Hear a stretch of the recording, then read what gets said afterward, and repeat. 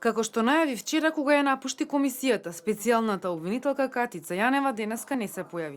Комисијата се одложи за утре во 11 часот, но во тој термин Јанева треба да даде отчет пред Советот на јавни обвинители.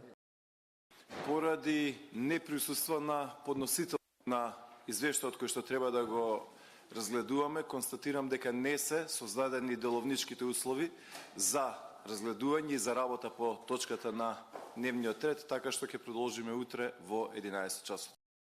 Пратеничката група на ВМРО ДПМН ја повика Јанева да се врати во Комисијата за политички систем, да достави целосен извештај со информации каде се потрошени 60 милиони денари и да ја повлече и да се извини за изјавата дека собранието е нелегитимно.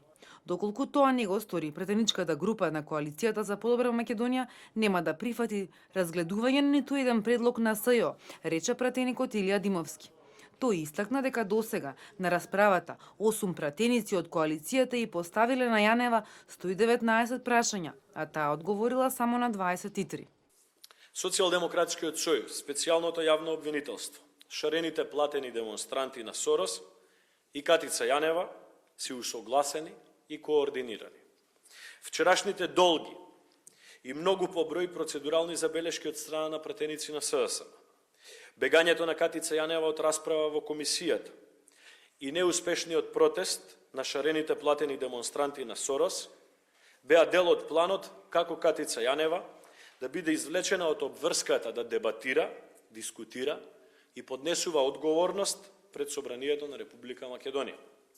На СДСМ и на другите совршено им е јасно дека СЈО не е ниту непристрасно, ниту е објективно, ниту ги почитува и заштитува слободите и правата на човекот и граѓанинот, ниту пак својата работа ја врши законито.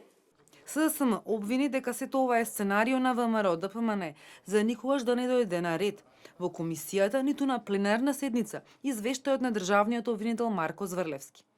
Прв на дневен ред требаше да биде извештајот на државното обвинителство, а не на СЈО, рече пратеникот Горан Сугаревски. Ова е сето направено како алиби за никогаш ова пленарна седница. Ако ги погледнеме само роковите, еве по роковите да одиме, не по намерата на ВМРО ДПМН. Ќе видите дека од утре почнува буџетот во Собранието на Република Македонија кој што оди во телевизиски пренос.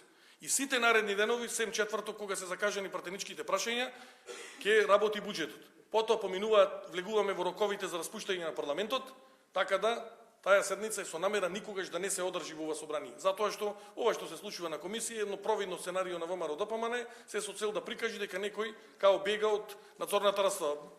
Бега ВМРО ДПМН со тоа што не допушта да дојде втората точка на дневен ред и заедно во пакет двете точки да појдат на пленарна седница и двата извештаја и на Јанева и на Зврлевски да бидат разгледувани во собранието. Од СДСМ велате дека според деловникот, комисијата може да продолжи да работи и без представник на подносителот, чиј извештај се разгледува.